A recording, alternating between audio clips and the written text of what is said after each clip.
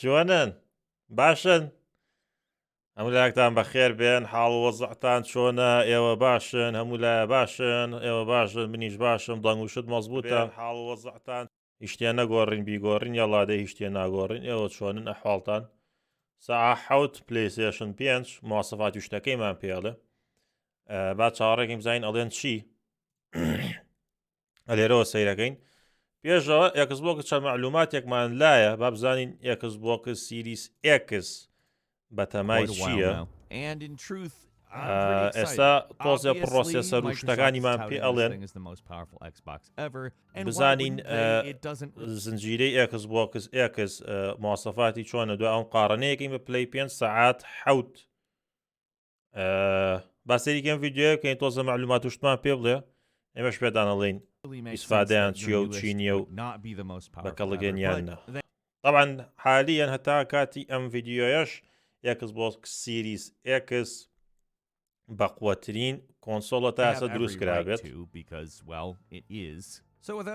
ئەوە شێوازەکەیەتی وەکو بینیتان. Now obviously the two most important things we need to talk about are the CPU and the GPU, and I think we're dealing with some good stuff here. Now Xbox Series X is what they're calling the ئەڵێ مهمترین شت CPU GPUە کە تقریبا ڕاستەگات biggest generational leap of system on a chip and API design that Microsoft has ever done. AMD said the Xbox Series X is going to be a beacon of technological innovation leadership for this console generation and will propagate the innovation throughout the DirectX ecosystem this year and into next year. Now specifically, the CPU is built on top of the Zen 2 CPU. The one in the Xbox Series X is specifically an 8-core running at 3.8 GHz. تقریبا پرۆسێسەرەکەی ئەگەر مقارنەیکەین بە کۆمپیوتەرێک ئەتوانین بڵێین وەکو پرۆسەسەرێکی ئاوای کۆمپیوتەرە 8 کۆری 16 ترێدە ئەمەش 8 کۆری 16 ترێدە 3.8 گیگاهرتزە توربۆ بوستەکەی وایە 3.8 گیگاهرتز ماکس بوستی لەسەر کۆمپیوتەر 4.4 ئەو 3.8 مهمی کۆنسۆڵ لەوەیە کە سعری زۆر کەمترێکە مقارەتەن بە کۆمپیوتەر تۆ گەرە پرۆسەسەرە پڕی بۆ کۆمپیوتەرەکەت یەک پارچێ چەند ئەکەوێت $300 طبعا ئەمانە کە دیزاین ئەکرێن بۆ کۆنسۆڵ یاریکردن لەسەریان ئاسانترێ بێت چونکە ڕێک ئەو پرۆسەسەرە دیزاین کراوە بۆ کۆنسۆڵەکە و بۆ گەیم پلەی پرۆسەسەری کۆمپیوتەر بۆ هەموو شتێکە بۆ ئیشکردنە بۆ یاریکردنە بۆ پرۆسەس حەلکردنە that follows up the AMD Zen and Zen Plus microarchitectures. It's a good architecture. It can actually deliver higher performance at a lower power consumption. اینجا هەم کەمتر گەرمە بێت هەم هینیشە بێت کەمتر گەرمە بێت و پاوەریش کەمتر سەرفەکات کوردکاست مۆبایلەوە ئەژوانە ئەوانەی جەماعەتی پابجی مۆبایل ئەو کەناڵە سەبسکرایب کە نووسراوە کوردکاست مۆبایل لەوێ ئەوانەیە کلانی کوردکاست دانراوە لەسەر مۆبایل و ئایدیشتیان لێ وەرگرن و ئیلەڵاو بەخێرچن باشە ئەو ڕاستەکات ئەم پرۆسەسەرانەی AMD جاران وەختی خۆی بە گەرمبوون موشکیلەی هەبوو بەڵام لەوەتی ئەرکتێکچەرەکەیان چاکردووە کەمتر گەرمە بن لەگەڵ ئەوەشا پاوەریان کەمتر ئێوە کارەبایەکی کەمتریانێت than the Intel equivalent and has a pretty wide range of different products. You can get a Zen 2 CPU from under $200 all the way up to like $4,000. They're all generally high quality and it's definitely a good pick for something more stationary like a console. Account it's flexible and well-known by a lot of developers. Now the GPU on the other hand is actually pretty damn cutting edge. It's at 12 teraflops 52 CU custom RDNA 2 GPU from AMD and هینەکەش کارتی شاشەکەشی 12 تێرافلۆپسە و کەستمی AMD ئێستا گەسەیری کارتێکی شاشەی زۆر بەهێزی AMD بکەین مەسەلەن ئەمەیانە کارتێکی شاشەی بەقوەت کە AMD هەیبێت 5600 XT کە بای $400 و ئەو ناوێت لێرە تقریبا $500 حسابی کەن بەس پرۆسەسەر و کارت شاشەکەی تقریبا 700 دلارێکی لەسەر کەمپیوتەر بازانێت And چی what's تراگە neat about that is this is stuff that we're not even actually seeing on the consumer market anywhere yet. It will be cutting edge when both the Xbox Series X and PlayStation 5 come out, both with RDNA 2 GPUs. So in all honesty, it's actually a really exciting شێوازێکە کە دروستیان کردووە تایبەت بۆ کۆنسۆڵ console generation. On account, we're talking about graphics cards that deliver A, 50% better performance, or at least theoretically so, and B, ray tracing out of the بە پێی پێشبینیەکان بێ ئەڵێ لە 150 کاتی شاشی ئاسایی لە ڕووی ئارکتێکچەرەوە خێراترە و توانای ڕێیترێسینگیشی هەیە خۆتان نەزان ڕێیترێسینگ لە RTX هەیە و RTX بە جوانی ئەتوانێت تەحمولیکە کارتێکی شاشەش بکڕیت بۆ ئەوەی بە جوانی تەحملی RTX بکات و تووشی سەرێشەو نەکا بێ RTX-ێکی 26 بکڕی کە سیعرەکەی لە چەنە $390 $300 $400 $350 ئەلەو بابەتان هەیە ڕێیترێسینگیش شێوازی لایتینگە یەگەن شێوازی لایتینگە یاریەکان زۆر زۆر جوانتر ئەکات ئێستا بە سەیری یەک دوو نمونی ڕێیترێسینگ بکەین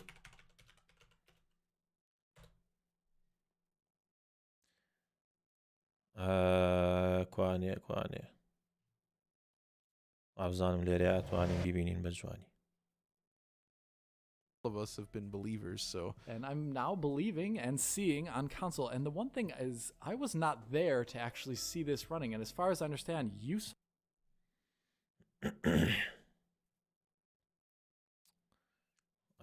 لەمە جوان دەرەکەوێت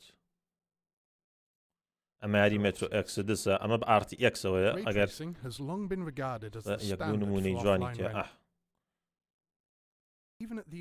ئەمە RTX ئۆفە ڕێیترێسینگەکە دانەگرت چاوە سەیری شێوازی لایتینگەکەکەن باشە شێوازێکی ئاسایی هەیە بەڵام کە RTX دا ئەگەر سێنیت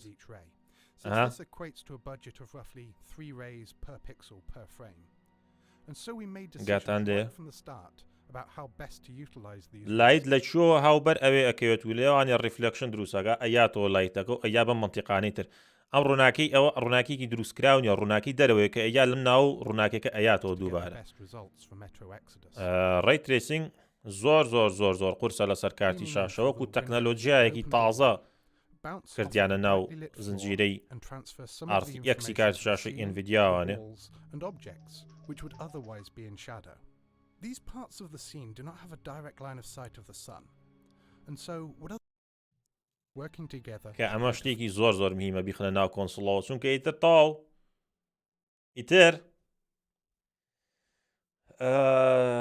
ڕێیترێسینگ وردە ئیمپلیمنت ئەکرێ لە هەموو یاریێکە کە دروست ئەکرێت کە شێوازی لایتینگ زۆر زۆر زەرورە بۆ یاریەکانی کە ستۆرین و ترس ناکن ئەو بابەتان pretty much basically capable in every single game starting this console generation on. Just by default, just a thing you can call on in the hardware of the computer. That's great. Because as wonderful as lighting can be in gaming, a true light simulation requires ray tracing. Light is rays, and ray tracing is a means to reproduce how rays would work. And knowing that this is basically the standard we're coming from going in, I'm extremely excited to see where we go as far as this console generation's graphics. Also understanding that console... ئەمە ئیتر وا ئەکا کە یاریەکان کە دروست ئەکرێن ئیتر بە ڕێیترێسینگەوە دروست بکرێن نەک بڵێ شتێکی تایبەتەوە بەس مەجموعەیەک هین یاری تیاوێ kind of places some limits on PC game development. It's quite nice to understand that in the coming years, those limits may not be as hindering.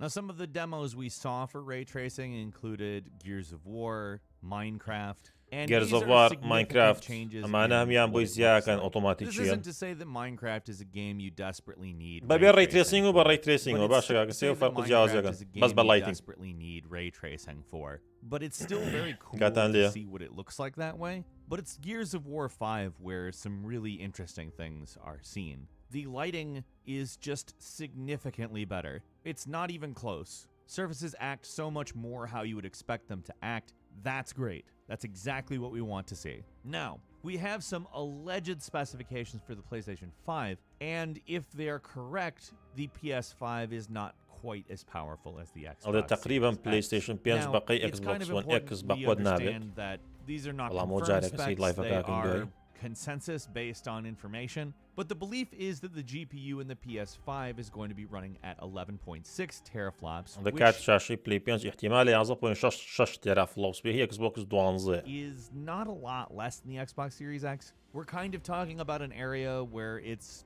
0.4 teraflops Well, it's of 0.4 difference, so teraflops it may not يعني. actually really be that much of a difference. But there's a supposed other leak that says it is running at 13.3 teraflops اللي in the كتير جاي قال 11.7 تيرافلوبس GPU. So keep in mind there is conflicting information out there. I'm sure It may Mandela be can. more powerful, it may be less powerful.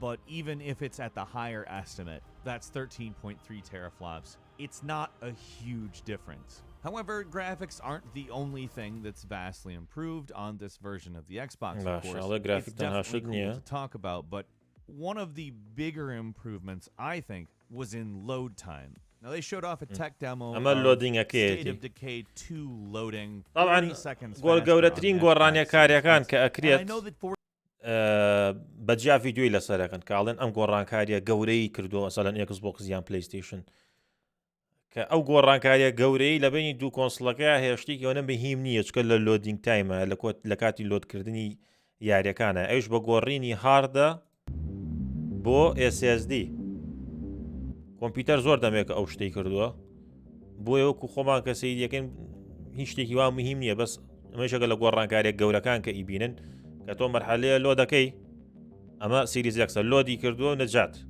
ئەگە تۆ Xbox One X هەبێت کە حالیان باشترین کۆنسڵە لە دنیاە پێشەوەی ئەمان دەرچن ئەوەنەی پێچێت تا لۆ دەکا کە ئەویش پەیوەندی بە خێرایی کۆنسڵەکەەوە نییە پەیوەندی بەو پارچەوە هەیە ئەو SSD هاردەی کە یاریەکە لەسەر خەزن کردو ئەمیش SSDی بخەیتە سەر وەکو ئەم خێرابێت تێگەن بۆیە زۆر بەمە هینی مەکەن گوێ لە هەموو قسەیەکی کۆمپانیاکان مەگرن جارێک هەر ئاوا باشەکە کە ڤایبەرەمەە نامان نێرێ تۆ جارێ هەر لۆ دەکەی تێگەی بەس وەکو پێم وت یعنی وتی یەک پارچێ کۆنسڵەکان تام بکەن بە SSD زۆر خێراترە بێت ئەوە نەی فەرقە شتێکی تریش کوێک ڕزومە کە بۆیان زیا کردووە ئەمیش بڕوان ناکەم کە ئیسفادەیەکی وای هەبێ بۆ گەیمەران ئەوەیە ئەڵێت چەند یاریەک بکە ئەتوانی یەکسەر لە یاریەکەی نایاریکی تر کێ لە ئێوە حەو یاری هەژ یاریە کاتەوانێ بێکەوانێ و هەر 5 دقەی لە یەشێکیانە هەر لێو تێگەچێ ئەی چی ئەکا یەکسچێکە هەر یاریەکان هەمووی جیاوازن مەگەر ئەو بێت 6 براوە خوشک بن دانیشتنیەکی 5 دقە بۆتان هەبێ یاریکەم مەگەر ئەو ئیسفادەکەی بێ ئیتر نازانم ئەگەر ئێوە ئیسفادەی تر بۆ ئەم شتە چییە بەلاتانەوانێ منی چی کۆرە بۆ قاتری خوا ئێگەن یعنی ئەم فیچەرانیان بۆ زیا کردو بەس شتی ئەمە نەمیهیم نین بڵێن باوکەنە ڕۆ داهێنانیان کردو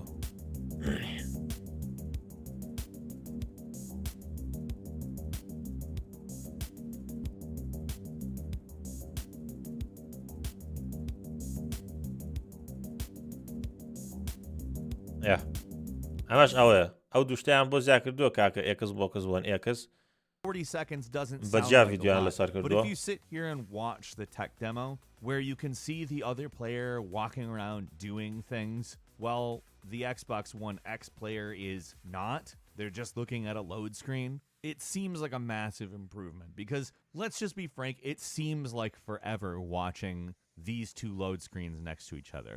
It's obviously very relative because 40 seconds in the scope of a full day isn't a long SSD time. شتام شامم خۆ Xbox One X ئەمەی لەسەرە باشە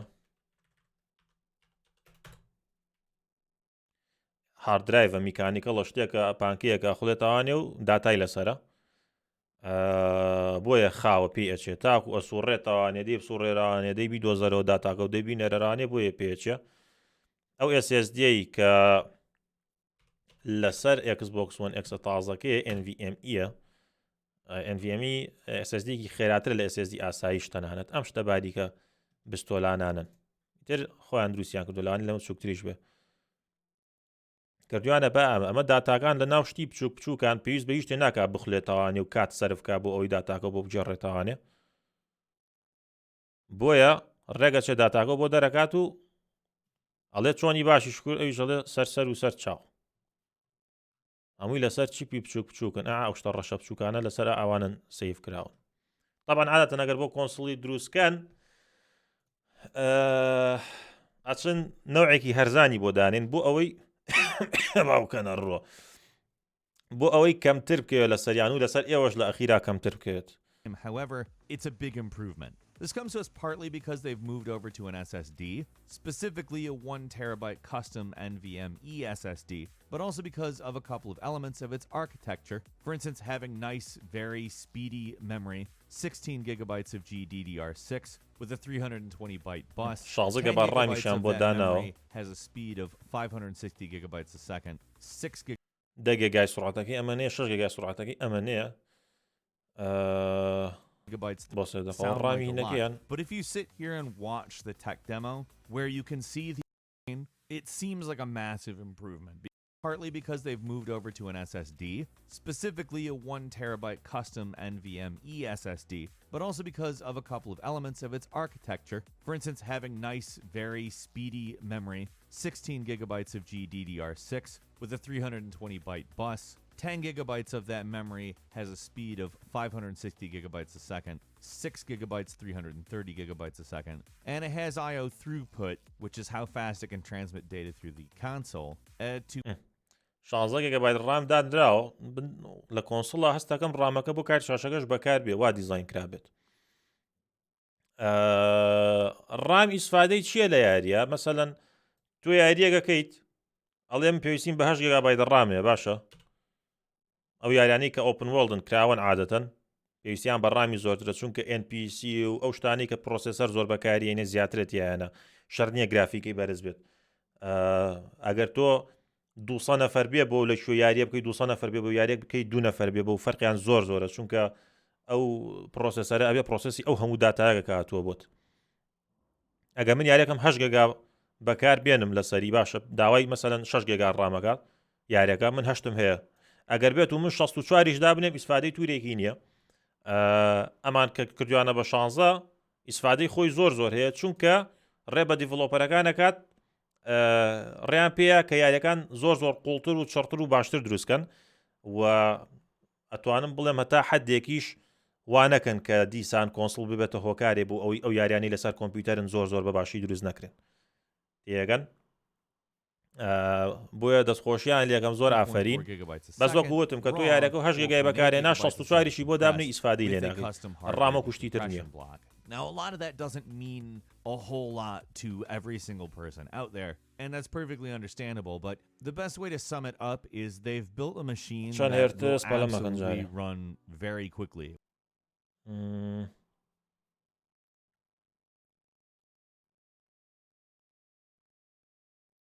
ئەتوانیت یەک تێرە هاردی خارجیشی بۆ بکڕی دەگەر ویستە ئەکسترنال ستۆرجەکەی بە USB 3.2 سەپۆرتیەکە بۆ ئەوەی داتای زۆر پیا بڕا USB-ەکانە 3.2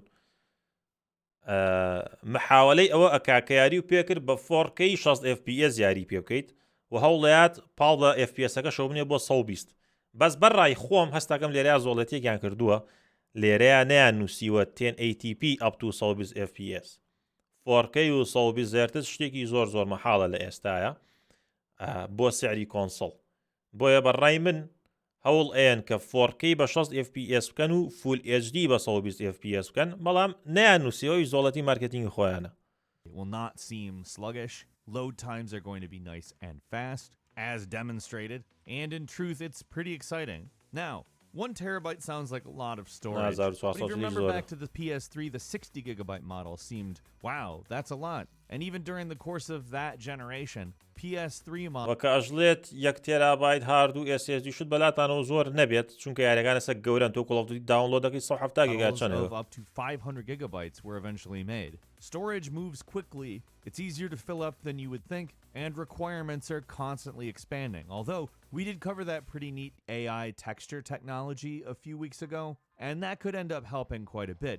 Still, We have both the capability of expanding the storage through a 1 terabyte expansion نرخ جارێ card, باسی the نرخیان expansion نەکردو card being another 1 terabyte custom NVMe SSD, meaning it's not something that would slow your games down. As far as external storage goes, however, there's ئەتوانین تێراکی زیاشی بۆ ببەستی بەس ئەویان کەستمیان کردو وەکو شتەکانی ئەپڵ کاڵێن کەستمەوەی خۆمان دروستەکەی بوو ئەوەی بچی لە خۆیان کڕی خۆ نەچی بڵێ 1 تێرابایت SSDم دەستکەوتووە ئەچم ئەیکەمە ناو ئەکس بۆکسەکەمەوانێ نە خۆیان هی کەستمی خۆیانێ تەبێ بیکەیتەوانێ احتیمال لە خۆ توانین لێوانێ کە کردتەوانێ بیخیتە ناو ئەو پاکێجاوانێ کە هەیە بەڵام کەستمە من وای بۆ چم کە نێڵن بڕێو پێ نێن هینکەیت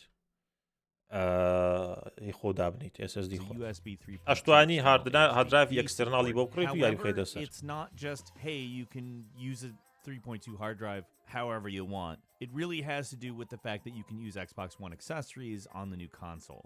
You'll be able to use external USB hard drives to store and run Xbox One and Xbox backward compatibility titles. You will be able to store Xbox Series X games on these drives. ئەتوانیت یاریتیا خەزنکەی یاریەکانی کە سەر Xbox One و 360 و ئۆریجناڵەکە ئەتوانی بەس ئەو یاریانە لەویا ئینستاڵکەی لەسەر هاردەکەت ئەنجا یاری پێ بکەی بەس ئەو یاریان نەک Xbox Series X یاریەکانی But you won't be able to run them without transferring the game to the internal drive or one. کەواتە ئەو یاریانەی کە لەسەر Xbox One X Series X ئەکڕیت هەر ئەبێ لەسەر ئینتەرناڵەکەی خۆی بێ لەسەر SSDەکەی ناو خۆی بێ ئەنجاتوانی پلەیگەی The expansion slot drives are at least a little bit flexible despite being proprietary in that you will apparently be able to swap them between systems so you can copy a game to them and take it over to a friend's house at least. کەواتەوە کو میمۆری جاران دەریەکەیت و پیاەکەی تەوانێت توانی داتای خۆی دەسەر و بیبێ بۆ Xboxەکەی برادێک کە ماڵێن لە کەرکووکە ئەنتەرنێتیان زۆر خاوە بڵی فەرموو دایبەزێنە And to some extent, I do get why they wouldn't be letting you use a regular hard drive. It is going to impact the amount of time spent loading if you were to load off of a hard drive. But on the other hand, it's not great to know that it's really inflexible and proprietary. Now, as far as the optical drive goes, I don't think anybody's really going to lose their mind over the fact there's a 4K UHD Blu-ray drive in it. It's certainly not a bad Blu-ray thing, drive but I think it's pretty standard at this point to have something like that in one of these, especially while the United States internet infrastructure is not necessarily ready to give everybody 60 gigabyte downloads that will take a full week. Or in the cases of a lot of rural areas, it's a completely impossible thing. It's not going to happen. You're not going to download something that's even a gigabyte. Those places still rely very heavily on disk media. Yes, there are still gamers in the United States with 56K dial-up modems. It's real. What I would say is that for those people, it's very good that optical media is still being considered as an important thing. Although I would speculate there is another way that games could be delivered. In theory, if you had an expansion card, you could take that into the store and load a game onto it there. Does that seem like something that's super likely? But the idea of an expansion card that you can remove and that performs exactly like the SSD does open up some possibilities for people who don't have the internet to download games in the way that I mentioned. We'll see if that's followed through on. We also got to see exactly how the thing is manufactured, which is pretty cool. They're using 2 main boards, and the Xbox Series X actually pulls in air through the bottom and pushes it out the top via a 120 computer, but it does have its own unique design cues. Now, as for the controller, there's not a lot different at first glance. However, there are some tech improvements. For instance, it now features a USB-C charging port, which nothing shouldn't at this point. Further, it has Bluetooth low energy support, so it should be easier to pair the controller with PC or Android or iOS devices.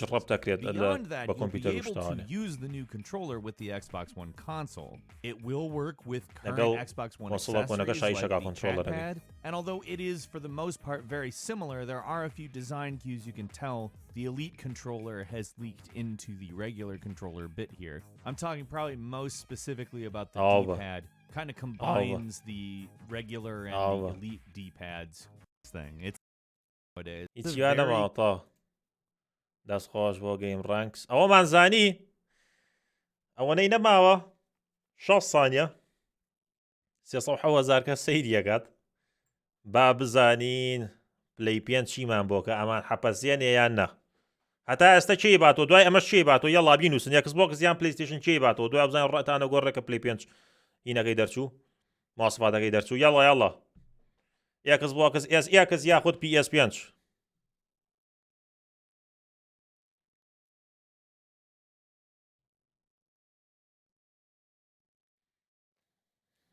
بەراوە دوای سەیری کۆمنتەکانی خۆتان کەنەوانێ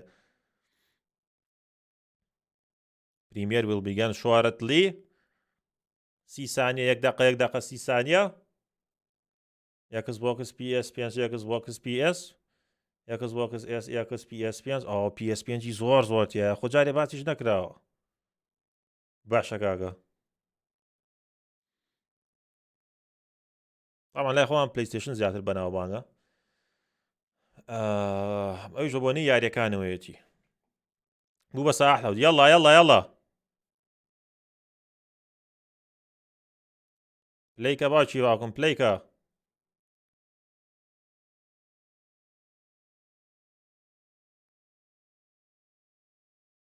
پێمان ڕابێرن پێمان ڕاناگەێن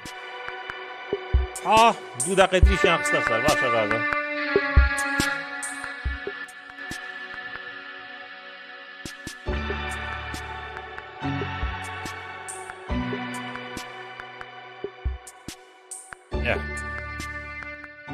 بانگوشتی مەزبووتە یان کەستەریکەین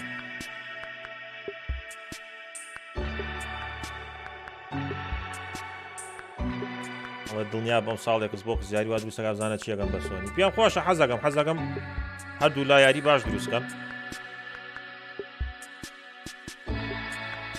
زانین چیان پێکرێت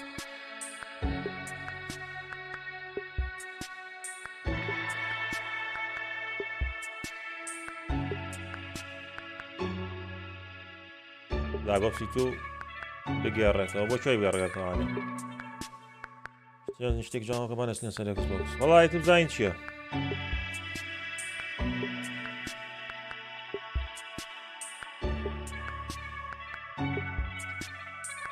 48 47 46 45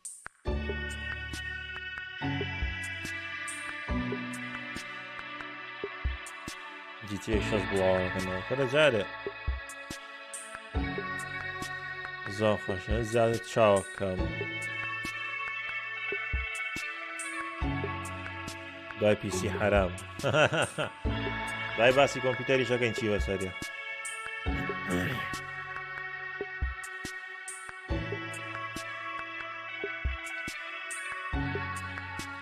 وای یاریەکانی پلەی 1 و 2 دووارە بەدو لە PS5 ئەوە پێڵێن باکواردز کۆمپاتیبڵیتی بزانین بۆیان زیاد کردووە یان نە 6 5 4 1 3 2 تۆ سەیری 28 یای لە پلەی 5 Unfortunately, we had to cancel the talk that we had planned for GDC. بەداخەوە قسەکەی GDC-مان کانسڵ کردەوە Super exciting news about PS5. بەڵام هەواڵی خۆشمان پێیە Who better to bring that to you than the one and only Mark Cerny. کێ لەوە باشترێکە ئەو هەواڵتان پێ بگەینێ جگە لە ئاکاوالی کورکاست زۆر سوپاس زۆر سوپاس There will be lots of chances later on this year to look at the PlayStation 5 game. چانسی زۆرتانە بێ بۆ ئەوەی سەیری یاریەکانی پلەی 5 بکەین ئەمڕۆ سەیری هاردوێری پلەی 5 دەکەین I think you all know I'm a big believer in console generations. Once every 5 or 6 or 7 years, a console arrives with substantially There's a lot of learning by the game developers, hopefully not too overwhelming, and soon there's games that could never have been created before. Now, it used to be that as a console designer, you'd somehow intuit what would be the best set of capabilities for the new console, and then build it in complete secrecy. For the PlayStation consoles, that period lasted for PlayStation 3. A powerful, groundbreaking console, but also one that caused quite a lot of heartache, as it was initially difficult to develop games for. So, starting with PlayStation 4, we've taken a different approach, roughly centered around 3 principles. The first of these is listening to the developers, which is to say that a lot of what we put into a console derives directly from the needs and aspirations of the game creators. We definitely do have some ideas of our own, but at the core of our philosophy for designing consoles is that game players are here for the fantastic games, which is to say that game creators matter. Anything we can do to make life easier for the game creators or help them realize their dreams, we will do. So, About once بڵێ every ئەمە گوێ لە few years, I دیڤلۆپەرەکانە take a گریم زانین tour of چیان the ئەوێت industry. I go to the various developers and publishers, sit down, and discuss how they're doing with the current consoles and what they'd like to see in future consoles.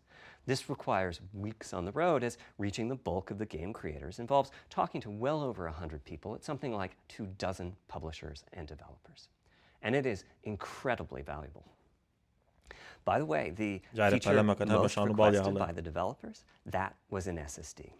Which we were very happy to put in the hardware, but a lot of problems solved. I'll be doing a deep dive on the SSD and surrounding systems later on in this talk. It's also key to make a generational leap while keeping the console sufficiently familiar to game developers. I think about this in terms of balancing evolution and revolution. Now, with PlayStation 1, 2, and 3, the target was a revolution each time with a brand new feature set. That was great in many ways, but time for the developers to get up and running got longer with each console. ئەبێ نوێکاریەکی زۆر کە لە هەمان کاتا نوێکاریەکە و زۆر جیاواز نەبێ خەڵک لێی دوورکەوێتەوە. To be clear, I'm not talking about time to make a game. Developers will be ambitious, and it may take them 6 years or so to realize their vision. What I'm talking about is that dead time before graphics and other aspects of game development are up and running, and trying to minimize that. On the other hand, if we're trying to reduce that dead time to 0, that means the hardware architecture can't change at all. We're handcuffed. We need to judge for each feature what value it adds and whether it's worth the increase in developer time needed to support it. So with PlayStation 4, we were able to strike a pretty good balance between performance and familiarity. We got required learning back to PlayStation 1 levels.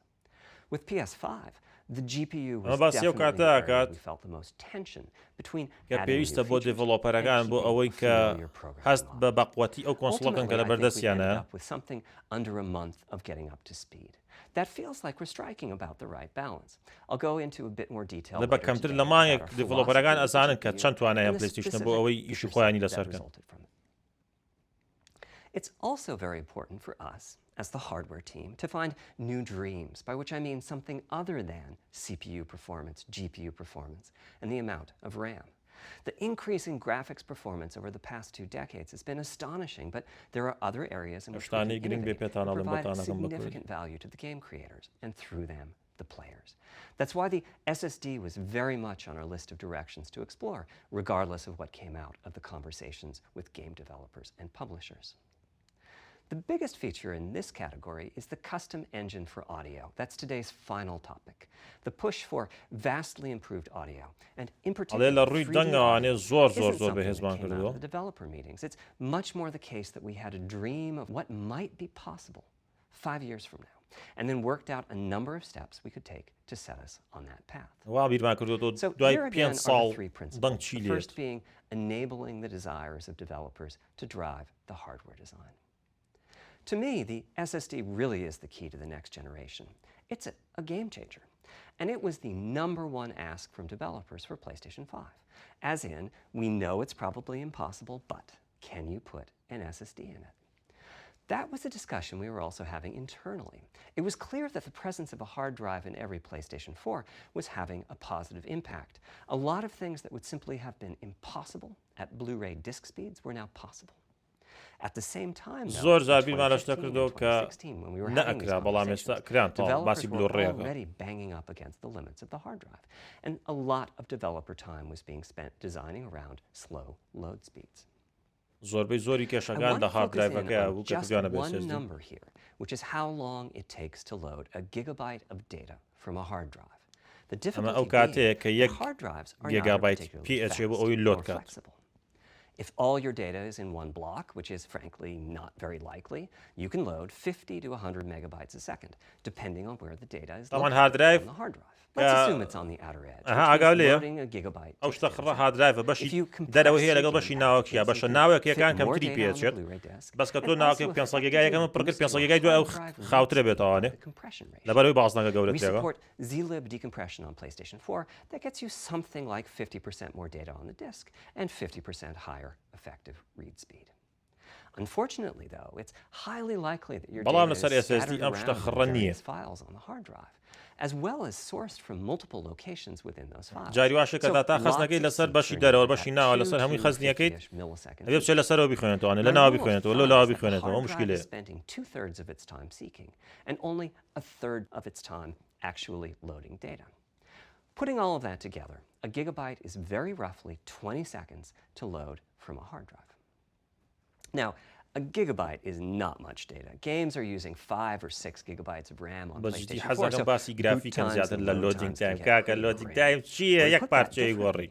As a player, you wait for the game to boot, wait for the game to load, wait for the level to reload every time you die, and you wait for what is euphemistically called fast travel. And all of that leads to the dream. What if we could have not just an SSD, but a blindingly fast SSD? If we لە could load 50 بۆ 5 100 مێگابایت gigabytes پێر a سەکند second داوانێت from چون it, بۆ what 5 would گیگابایت پێر Now, سەکند. SSDs are completely سیک different تایمەکەش from ئەو hard کاتێک drives. کە They بە don't شوێن have داداکەیە seeks as ئەگەڕێت such. هەر If you have نەیانێشتووە. a 5 gigabyte a second SSD, you can read data from 1,000 سەیری different کە locations لە in that 50 second. مێگاوە کردوانە بە Pretty much 5000 مێگابایت. As for time to load a gigabyte, this is next gen we're talking about, so memory is bigger. Instead, we should be asking how long to load بۆیە 2 50 بۆ gigabytes. 5000. And the answer is about a quarter of a second. I mean, that's amazing. We're talking 2 orders of magnitude, meaning very roughly 100 times faster. 1 گیگابایت Which بە means 20 that ثانیە 5 لۆدەکە gigabyte a PS4 second for the SSD, the potential is بە that ڕوبعە you can boot soon as چرکەیەک There are PS5 no 2 load gigabyte speeds. The load game aga. just fades down while loading a half dozen gigabytes and fades back up again. Same for a reload. You're immediately back in the action after you die. And fast travel becomes so fast it's blink and you miss it. As game creators, we go from trying to distract the player from how long fast travel is taking, like those Spider-Man subway rides, to being so blindingly fast that we might ئەمە even have زۆر to زۆر slow ئیسفادەی down ئەبێ لە یاری ئۆپن وۆڵدەکانە ئەها کە Pretty لە شوێنی cool, کۆچی بۆ right? شوێنێکی But تر for لۆدیکیانە me, this is مەجای not لۆدینگیانە primary reason to یاریەکی change وەکو from a hard سپایدەرمان کە drive to an کردوتانە SSD.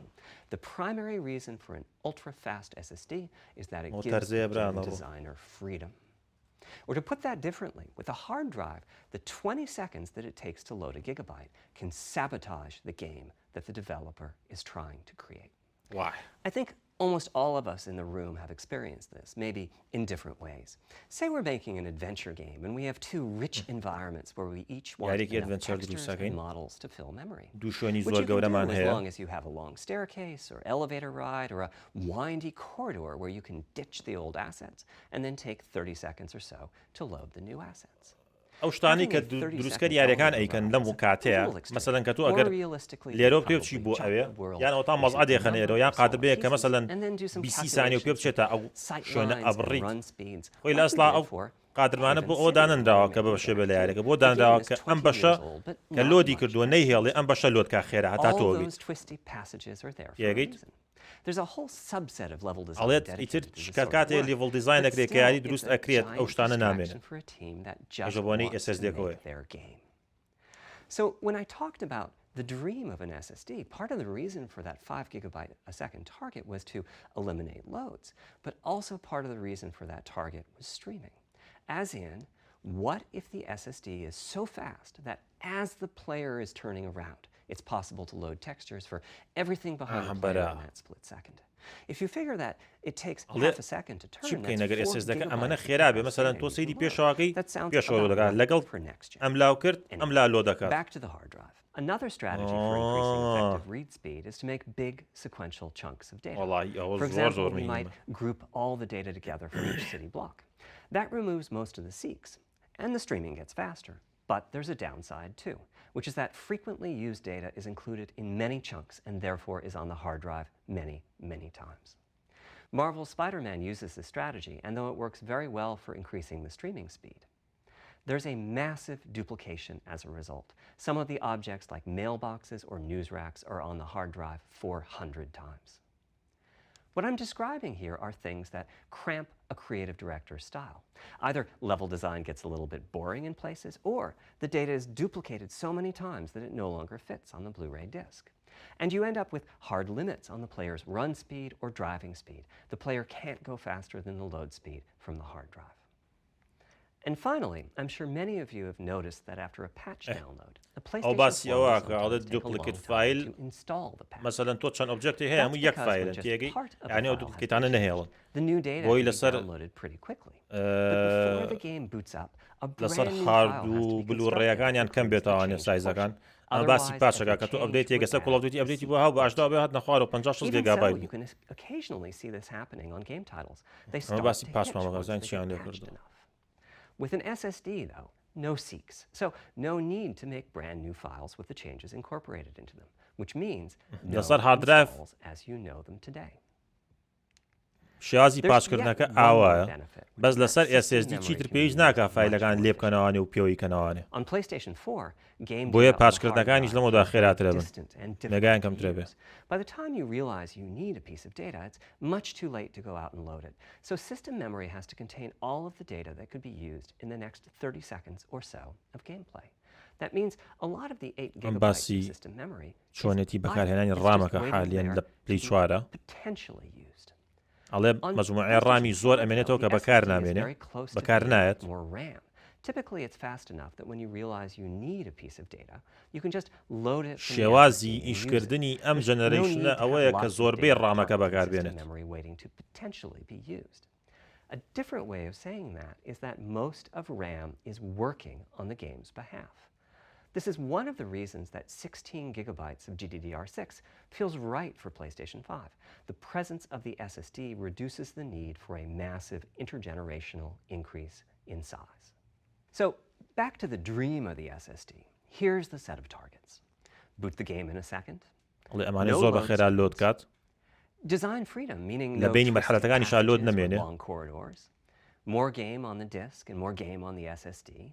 And finally, فایلەکانتان کەمتر بێتەوانێ سایزی قەباری فایلەکان لەگەڵ ئەوە شاپاچەکانیش خێرابن is just one piece of the puzzle. There's a lot of places where bottlenecks can occur in between the SSD and the game code that uses the data.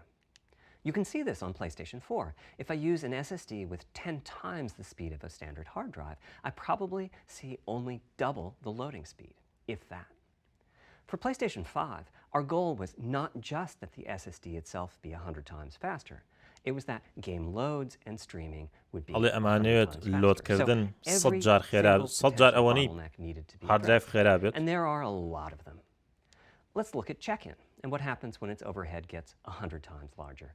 Conceptually, check-in is a pretty simple process. Data is loaded into system memory from the hard drive or SSD. It's examined, a few values are tweaked to check it in, and then it's moved to its final location. At the SSD speeds we're talking about, that last part, moving the data, meaning copying it from one location to another, takes roughly an entire next-gen CPU core. And that's just the tip of the iceberg. If all the overheads get 100 times larger, that will cripple the frame rate as soon as the player moves, and that massive stream of data starts coming off the SSD.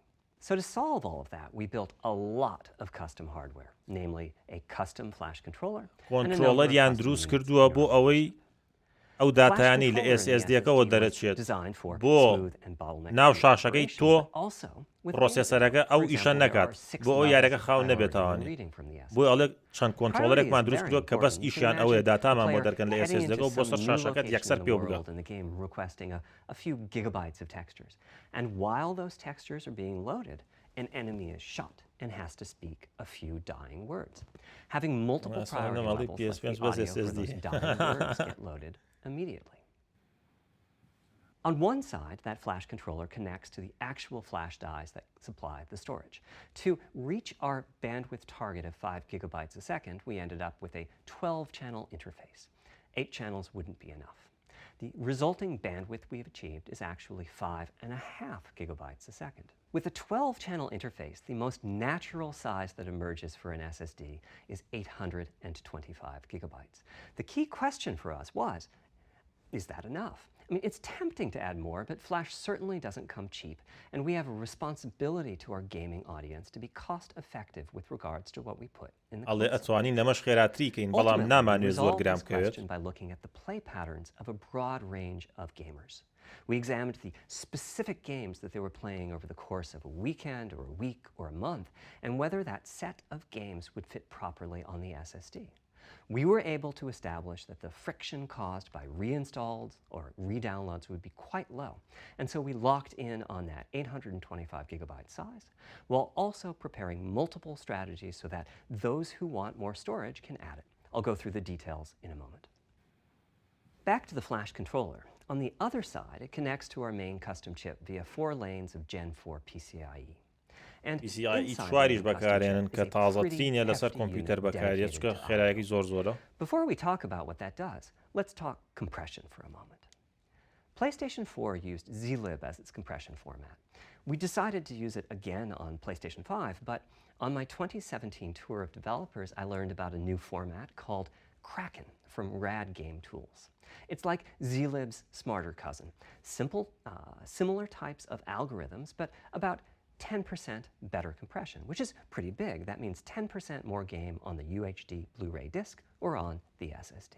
Kraken had only been out for a year, but it was already becoming a de facto industry standard. Half of the teams I talked to were either using it or getting ready to evaluate it. So we hustled and built a custom decompressor into the I/O unit, one capable of handling over 5 gigabytes of Kraken format input data a second. After decompression, that typically becomes 8 or 9 gigabytes, but the unit itself is capable of outputting as much as 22 gigabytes a second if the data happen to compress particularly well. By the way, in terms of performance, that custom decompressor equates to 9 of our Zen 2 cores. That's what it would take to decompress the Kraken stream with a conventional CPU. There's a lot more in the custom including a dedicated DMA controller. The game can direct exactly where it wants to send decompression version تازەکەی بەکارێنن کە ئەو داتایی لە فلاشەکەەوە وەرئەگیرێت زۆر بە مەزبوطی دیکۆمپرسیەکە توانای ئەوەی هەیە 22 گیگابایت لە سانیەکە کۆمپرسکە. There's 2 dedicated I/O coprocessors and a large RAM pool. These aren't Zen 2 cores. They're there principally to direct the variety of custom hardware around them.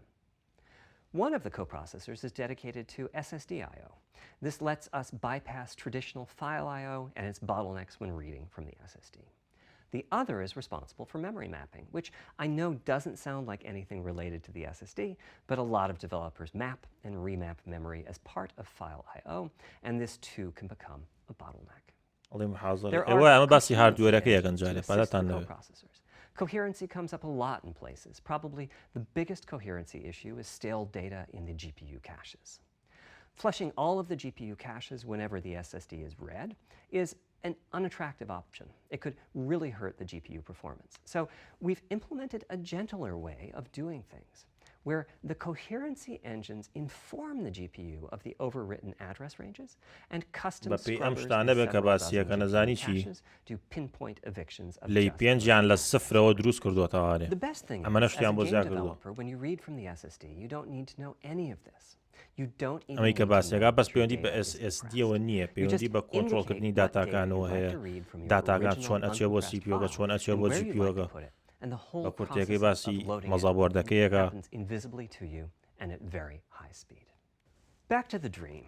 Thanks to all of that surrounding hardware, our 5.5 gigabytes a second really should translate into something like 100 times faster I/O than PS4 and allow the dream of no load screens and super fast streaming to become a reality.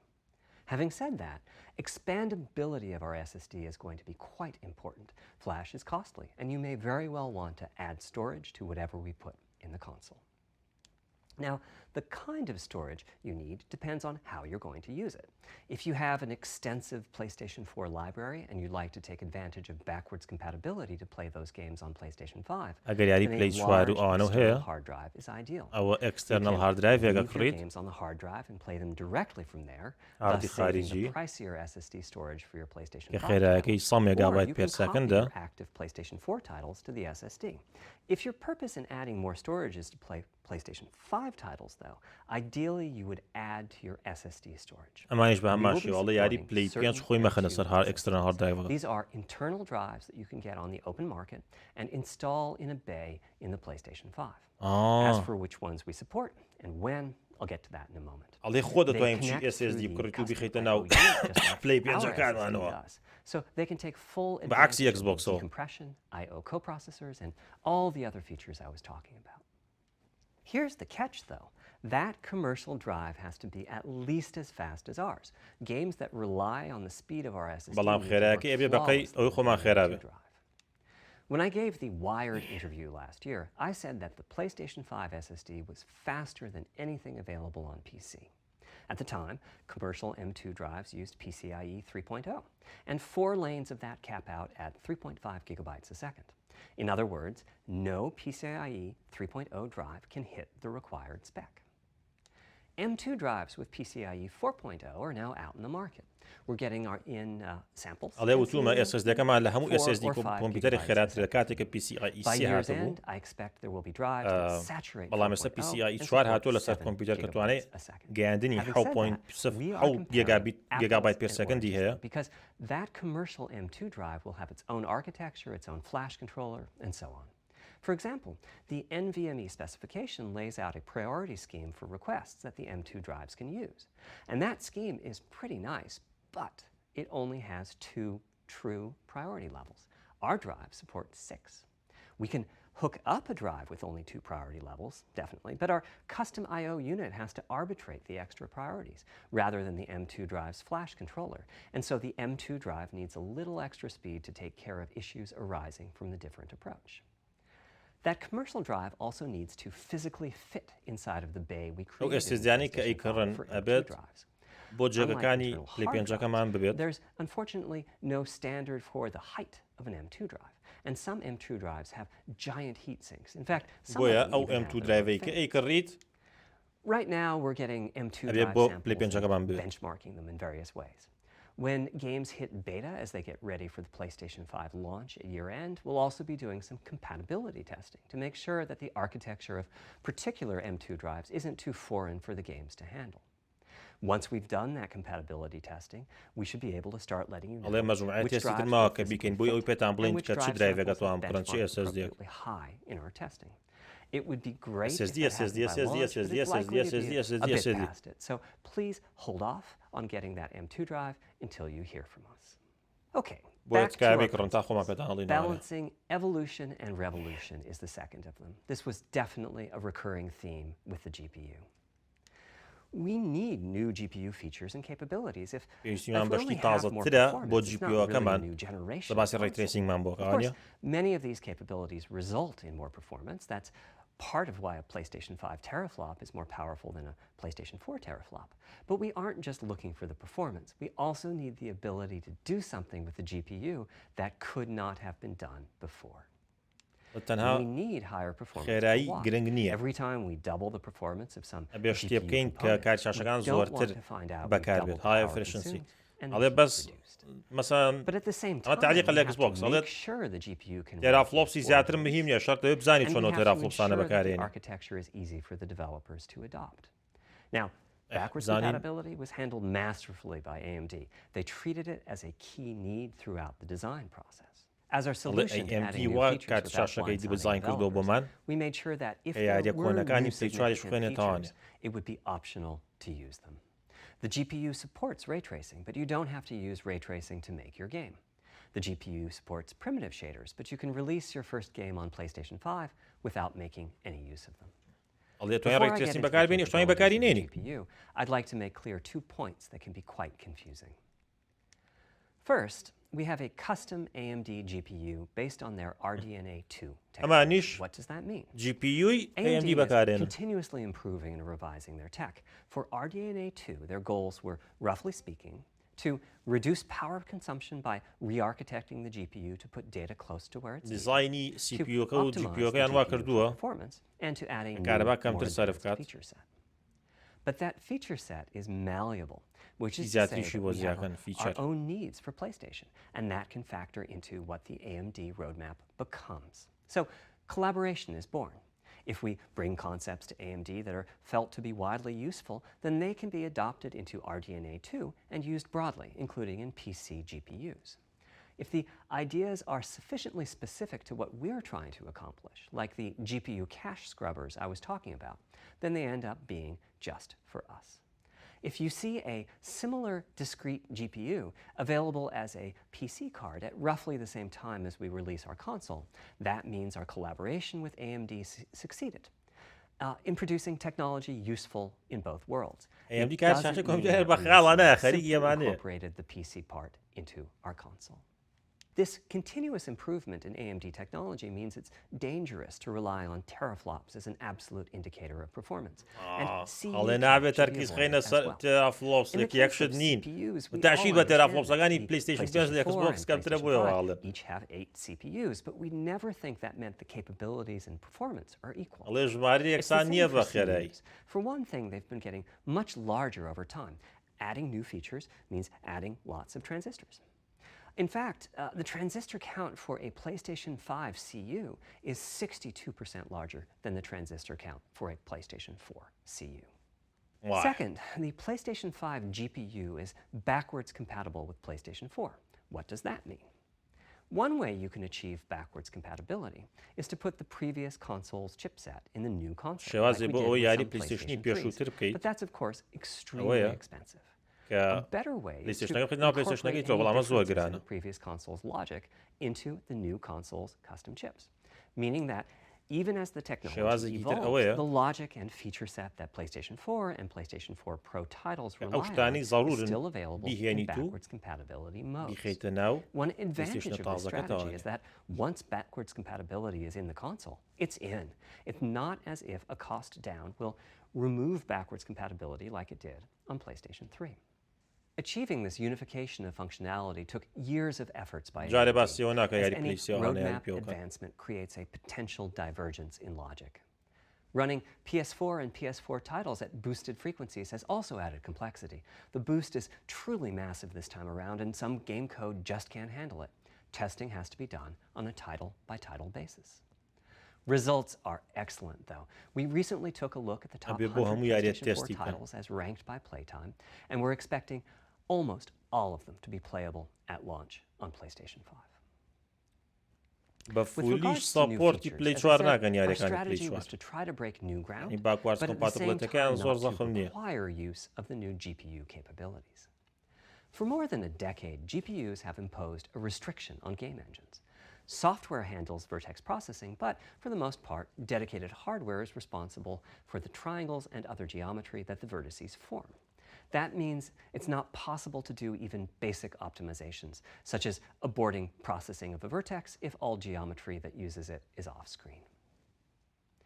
PlayStation 5 has a new unit called the Geometry Engine, which brings handling of triangles and other primitives under full programmatic control. As a game developer, you're free to ignore its existence and use the PlayStation 5 GPU as if it were no more capable than the PS4 GPU, or you can use this new intelligence in various ways. Simple usage could be performance optimization, such as removing باسی ئەوە backlinks کاکە for چۆن off-screen ئۆپتیمایزی vertices. شێوازی More complex حلکردنی usage involves مشکلەکانیان something هەیە. called تێگەن؟ primitive shaders, which allow the game to synthesize geometry on the fly as it's بە being کورتێکی made. یانەڵێ It's a 1 گیگا brand ڕامم new بەرێ capability. من بۆ 1 گیگا Using ڕامە primitive ئیشی 2 shaders on گیگابایت PlayStation ڕامەکەم بە 1 5 will گیگا. allow for a broad variety of techniques, مەبەستی ئەوەیە. including smoothly varying level of detail, addition of procedural detail to close-up objects, and improvements to particle effects and other visual special effects.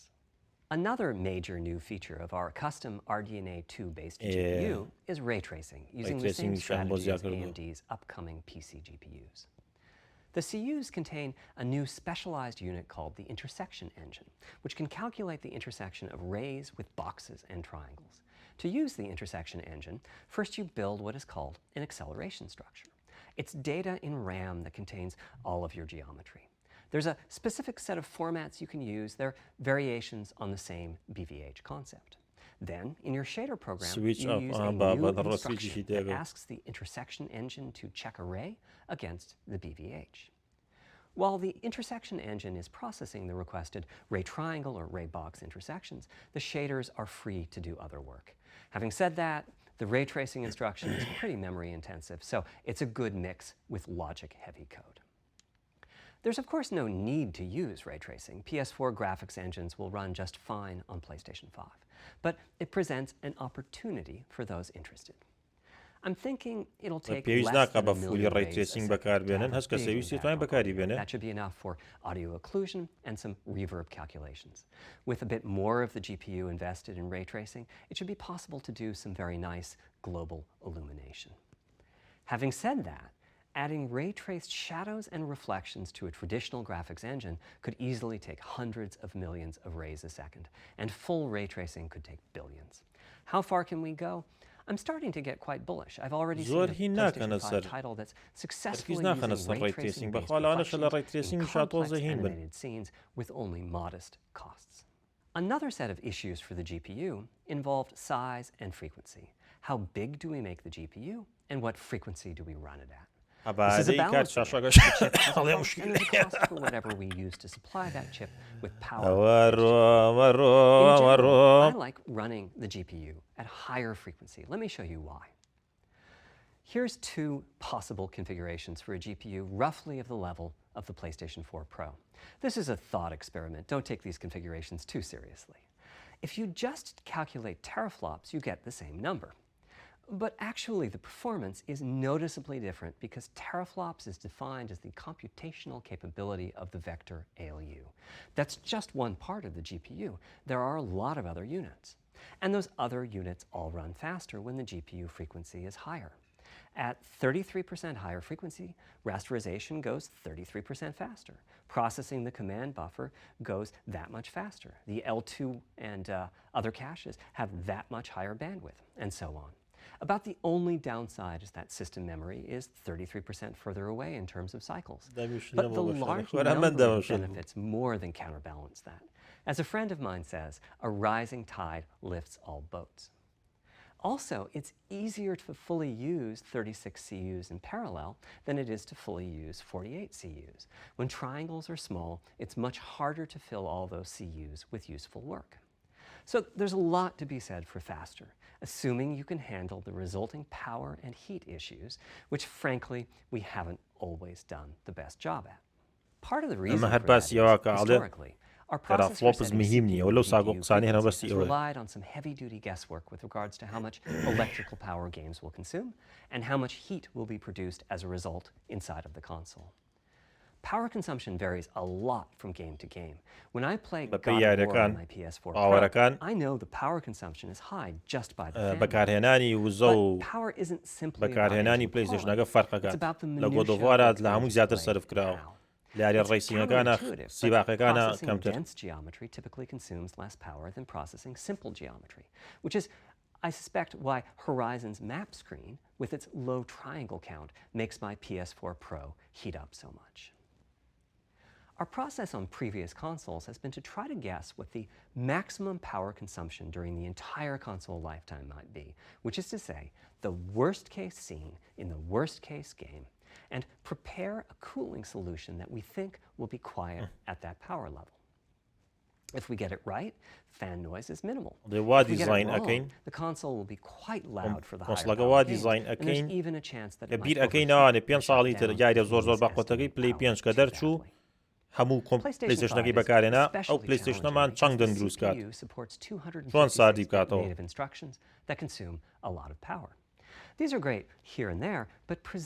ئەگەر بەباشی دیزاینی بکەی و کاتە پلیستیشنەکە مهم دەرەچێت. We need to set the CPU clock substantially lower or noticeably increase the size of the power supply and fan. So, after much discussion, we decided to go with a very different direction on PlayStation 5. We built a GPU with 36 CUs. Mind you, RDNA 2 CUs are large. Each has 62% more transistors than the CUs we were using on PlayStation 4. So if we compare transistor counts, 36 RDNA 2 CUs equates to roughly 58 PlayStation 4 CUs. It is a fairly sizable GPU. Then we went with a variable frequency strategy, which is to say we continuously run the GPU and CPU in boost mode. We supply a generous amount of electrical power and then increase the frequency of the GPU and CPU to reach the capabilities of the system's cooling solution. It's a completely different paradigm. Rather than running at constant frequency and letting power vary based on the workload, we run at essentially constant power and let the frequency vary based on the workload. We then tackled the engineering challenge of a cost-effective and high-performance cooling solution designed for that specific power level. In some ways, it becomes a simpler problem because there are no more unknowns. لەبری ئەوەی لە چارەکان چۆن ئەڵێ ئا بەرزونزمەکەنەوە لە گەرم بوون و هینیا ئەڵێ ئەمە یەک پاوەری کۆنسیستنت دەین بە پلی پێنج یاریکراو بۆ بەرزونزمێ نەمێنێ بۆ شێوازێکیش دروستەکەین بۆ سارکردنەوەی کە پاری کەم تێبچێت. So, how fast can we run the GPU and CPU with this strategy? The simplest approach would be to look at the actual temperature of the silicon die and throttle the frequency on that basis. But that won't work. It fails to create a consistent PlayStation 5 experience. It wouldn't do to run a console slower simply because it was in a hot room. So rather than look at the actual temperature of the silicon die, we look at the activities that the GPU and CPU are performing and set the frequencies on that basis, which makes everything deterministic and repeatable. While we're at it, we also use AMD's Smart Shift technology and send any unused power from the CPU to the GPU so it can squeeze out a few more pixels. ئەگە پرۆسەسەرەکە کەمتر لە کارت چاشەکە و کار بکات ئەو پاوەری کەماوە ئەو وزێ ئەینەرێ بۆ کارت چاشە و کارت چاشە و خێراتر کات. With this new paradigm, we're able to run way over that. In fact, we have to cap the GPU frequency at 2.23 gigahertz so that we can guarantee ئەمەنە مهم بووە کارت چاشەکەمان تا 2.23 گیگاهرتز ڕۆیشتووە. 36 CUs at 2.23 gigahertz, 10.3 teraflops. And we expect the GPU to spend most of its time at or close to that frequency and performance. Similarly, running the CPU at 3 gigahertz was causing headaches with the old strategy. But now we can run it as high as 3.5 gigahertz. In fact, it spends most of its time at that frequency. That doesn't mean all games will be running at 2.23 gigahertz and 3.5 gigahertz. When that worst-case game arrives, it will run at a lower speed, but not too much lower. To reduce power by 10% maximum زۆرترین 10.3 نەک بڵێ توانە All things considered, the change to a variable frequency approach will show significant gains for PlayStation gamers. The final of our three principles was about finding new dreams. It's important for us on the hardware team to find new ways to expand or deepen gaming, and that's what led us to a focus on 3D audio. As players, we experience the game through the visuals, through audio, and through the feedback we receive from the controller, such as rumble or haptics. Personally, I feel a game is just dead without audio. Visuals are, of course, important, but the impact of audio is huge as well. At the same time, the audio team on a game project has to do a lot with a little. For example, on PlayStation 4, there's fierce competition for the Jaguar CPU cores. Audio typically ends up getting just a fraction of a core. That's not much of a computational resource, particularly when you consider that the visuals run at 30 or 60 frames a second, but audio processing needs to happen at almost 200 times a second. So, it's been tough going making progress on audio with PlayStation 4, particularly when PlayStation 3 was such a beast when it came to audio. The SPUs and cells were almost perfectly for audio rendering. Simple pipelined algorithms could really take advantage of asynchronous DMA and frequently reached 100% utilization of the floating point unit. There's unfortunately nothing comparable on PlayStation 4. Probably the most dramatic progress in the PlayStation 4 generation has been with virtual reality. The PSVR hardware has its own audio unit. It supports about 50 pretty decent 3D sound sources. And this provided a hint as to where we could go with audio, as well as some valuable experience. Not to oversimplify, but here were our goals PlayStation VR توانای ئەوەی هەبووە کە 50 دڵنگ لە 50 شوێنی جیاوازەوە بوو گوازێتەوە. Not just VR users or soundbar owners or headphone users. That meant audio had to be part of the console. The second goal was to support hundreds of sound sources. We didn't want developers to have to pick and choose what sounds would get through effects and which wouldn't. We wanted every sound to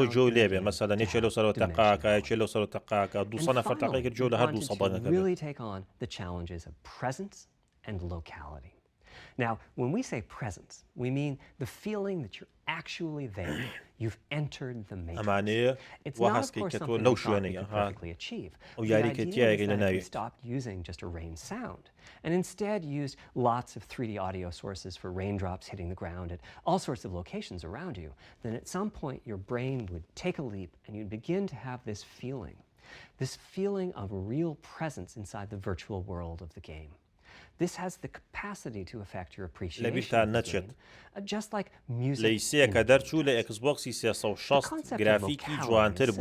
بەڵام یاری کە دروست ئەکرا لەسەر بەعزێ یاری لەسەر ئەکسبۆکسی 360ەکە لە پلەیسێکە جوانتر بوو چونکە پلەیسی ئەوەنە بە معقەدی دروست کرا بوو کە یاریان بۆ دروست ئەگەر دێڤڵۆپەرەکان شێر بوون بەدەستیەوە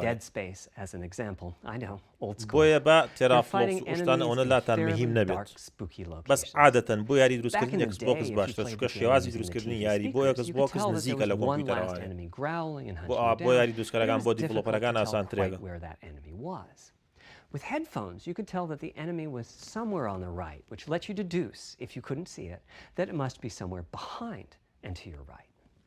But with 3D audio with good locality, the idea is you know the enemy is precisely there, and you turn and you take it out.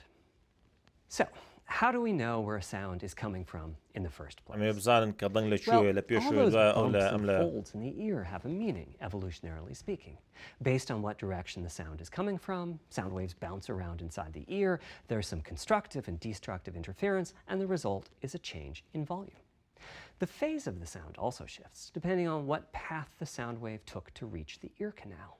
These volume changes and phase shifts are different for each direction and also vary depending on the frequency of the sound.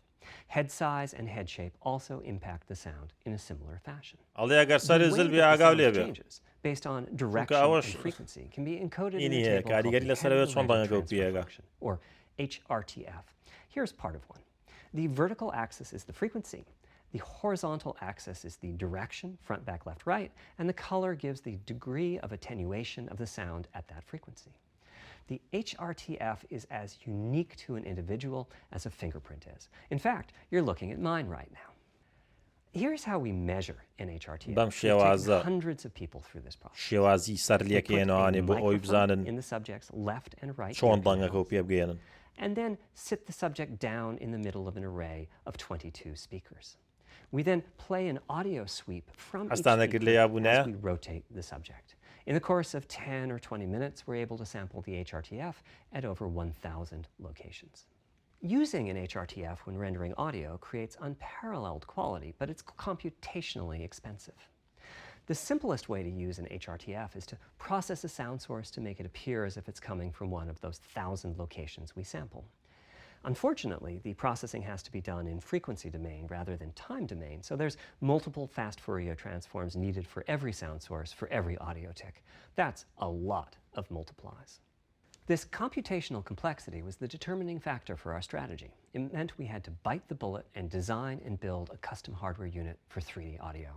Collectively, we're referring to the hardware unit and the proprietary algorithms we run on it as Tempest 3D audio tech. The meaning of 3D audio and technology should be pretty obvious here.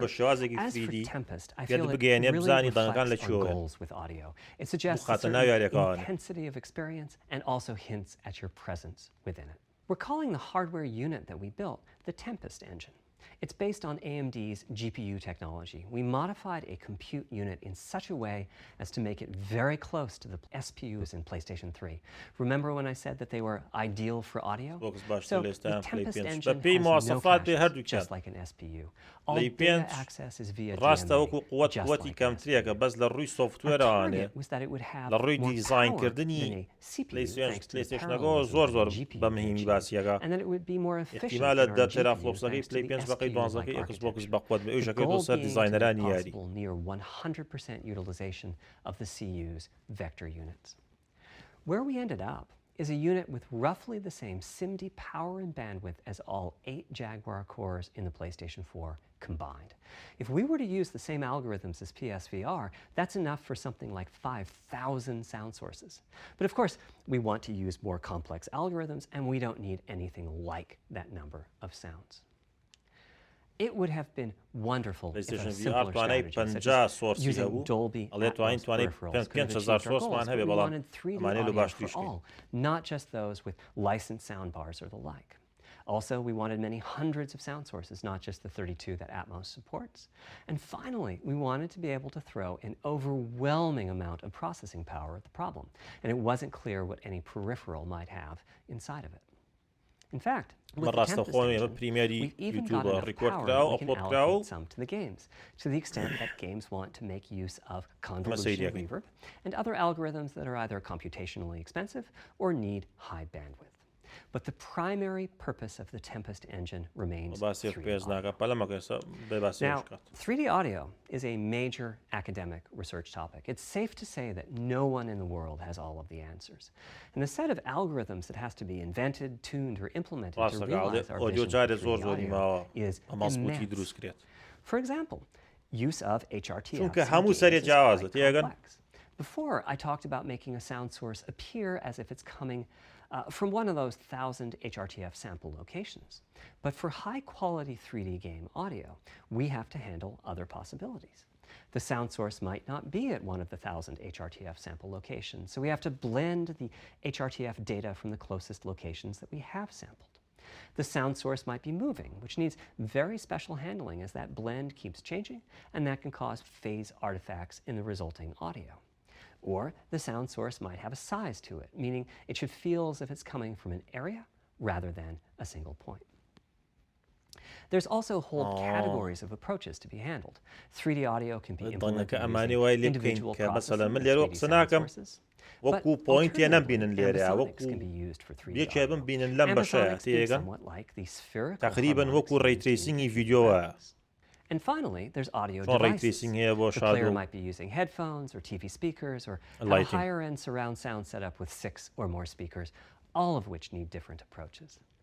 That's a lot of variations. It's nice to have the computational resources of the Tempest engine, but it's clear that achieving our ultimate goals with 3D audio is going to be a multi-year, step-by-step process. Having said that, headphone audio implementation is largely complete at this time. It was a natural place for us to start. With headphones, we control exactly what each ear hears, and therefore the algorithmic development and implementation are more straightforward. For TV speakers and stereo speakers, we're in the process of implementing virtual surround sound. The idea being that if you're sitting in a sweet spot in front of the TV, then the sound can be made to feel as if it's coming from any direction, even behind you. Virtual surround sound has a lot in common with 3D audio on headphones, but it's more complex because the left ear can hear the right speaker and vice versa. کە ڤێرچوەڵ سۆڕاوند هەیە سۆڕاوندەوەی ئەها لە پێش و پاشانێ جۆ لە دەنگە بێت بەبێ ئەوەی مکەبرە لە پشتەوە هەبێت یانێ ئەو دیزاینە ڕۆزبۆتی بکەین کورە بنون با بەمە پێیە چجارێ لەکوێتانە audio is the current gold standard for 3D audio on PlayStation 5, but we're going to see what we can do to bring virtual surround sound to a similar level, after which we'll start in on setups with more speakers, such as 6-channel surround sound. It's now to the point where some of the PlayStation 5 games in development are extensively using these systems. One of the game demos allows you to toggle between conventional PlayStation 4 style stereo audio and our new 3D audio. I listened with just an ordinary pair of over-the-ear headphones and wow, I could feel it. 3D audio has that dimensional feel to it. Conventional stereo audio feels hardware, Xbox. The improvement is obvious. So, a big advancement, but have I entered the matrix? Does my brain believe I'm really there, like I was talking about earlier when I explained our target of presence? Well, the answer is no, but you've probably caught on to what's missing here, namely whose HRTF was being used. It wasn't mine, it was the default HRTF. The audio team analyzed the hundreds that they measured and chose the one they felt was the closest fit to the total game-playing audience. This shows a piece of the default HRTF on the left and my HRTF on the right. You can see that the general features are much the same, but the details are quite different. With the default HRTF, as I said, the 3D audio sounds pretty great. When I use my HRTF, though, the audio reaches a higher level of realism, which is to say that when using headphones in my HRTF, I occasionally get fooled and even think a sound is coming from the real world when it's actually coming from the game. A corollary to this is that there are a few people whose HRTFs are sufficiently far from the default HRTF, that's the red dot here, that they can toggle between PS4 style and PS5 style audio and not sense much difference. شێوازی سەر و گوێشکە و شتیان زۆر فەرقی هەیە. 3D audio is sounding like ئەتوانن a bit better بانگەکە دووبارە لێ بکەن بیکەنەوە بە شێوازی پلی 4 بیگۆڕن. شێوازی پرۆسەسکردنی دڵنگ بۆیان. Which means what HRTF you're using is key. I'd like everyone to be able to experience what I'm experiencing, but obviously it's not possible to measure the HRTF of every PlayStation user. That means HRTF selection and synthesis are going to be big topics going forward as the Tempest technology بۆیە بە پێی شێوازی خۆت HRTF-ەکە و هەڵبژێرە باشە offering a choice of 5 HRTFs. There's a simple test where you pick the one that gives you the best locality. That's just the first step, though. This is an open-ended research topic. Maybe you'll be sending us a photo of your ear and we'll choose a neural network to pick the closest HRTF in our library.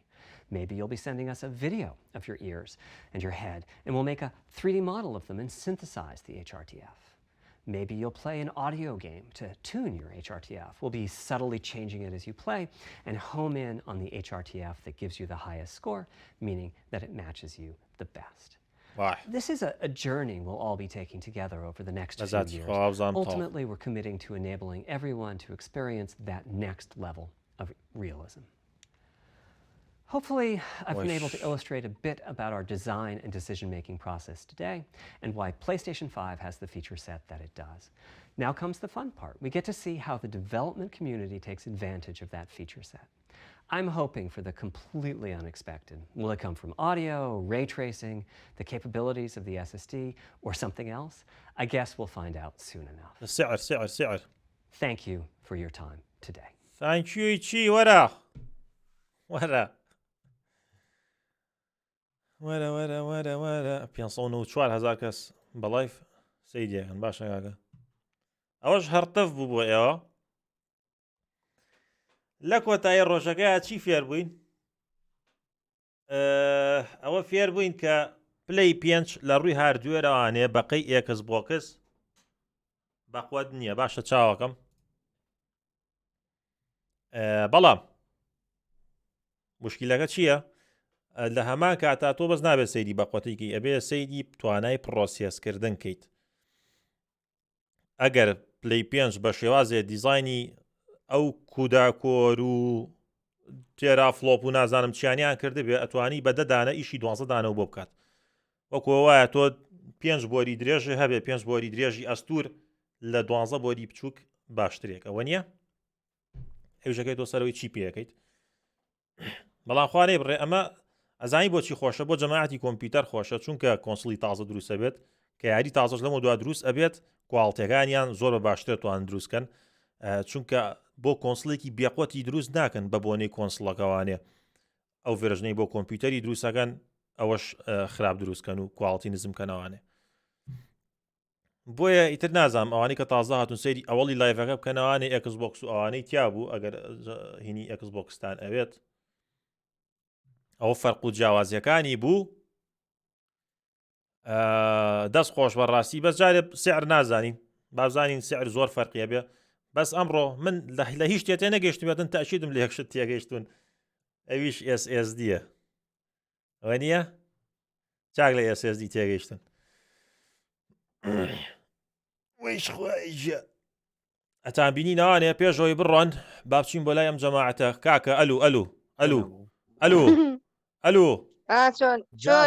چۆنن باشن ئەو شتە چییە پێیان بڵێ لینکەکەیان بۆ دابنێ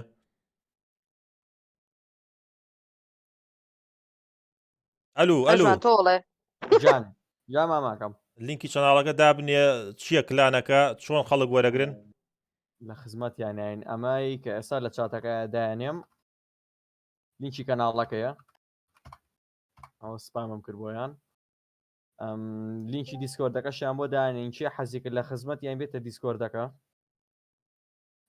ئەسای دیسکۆردەکەش دانین دیسکۆردەکە هەمان دیسکۆردەکەی کوردکاستە هەمان دیسکۆردەکەی کوردکاست وام پبجی مۆبایلیش کەیسی لە ژێرناوی کەیسیە هەر ناوی کوردکاست لەژە نای کەیسیایی کوردکاست یاریەکەین بەشێکە لە کوردکاست بەڵێ ترێر کەس حەزی کرد ئینڤایتی کلانکە لە دیسکۆرد نامەمان بۆ بنێرێ یا دیسکۆرد یا و ئایدی کە دامناوە ئایدێتوان ئاتکەن یا سکرینیکەن بۆی لاتام بمێنێ ئات بنێرن و ئەوی ئایدی خۆمەوەرتانە گرینی شەڵا وەرنە دیسکۆردەکەش سەرتا لێ جوینکەن لێ قسەتان لەگەڵاکەین بەس وەرنە بەشی مۆبایلەکەی کاتنە دیسکۆرد وەرنە خوارەوە بەشی مۆبایل جیا بەش کۆمپیوتەر جایە ڕاستە ڕاستە باشە چاوەکەم جاو کاتە ئەوسیلیش دیاریتان لەگەڵەکە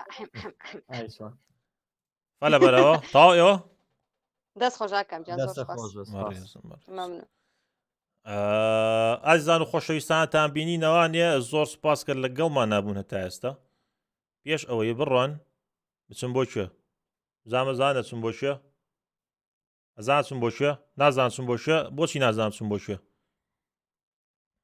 تانێرم بۆ کوێ بچم بۆ لینکانی کە دانراوە تان بینینەوانێ زۆر سوپاس کە لێرە بوون و ئیتر چاوەڕێ بن بەشکم سیعروشت دەستمان کە لەم یەک دوو مانگە و پێتانەڵین کەسی لێ نەبوو خەت کەس لایڤ نەبوو بتانێرم بە لای حەی بەس بۆ لینکانی کە دانراوە زۆر سوپاس کە هاتن ئەتان بینینەوانێ و وارزۆنی چی بێ قەزابی نەخۆشم لێرە مەمێنن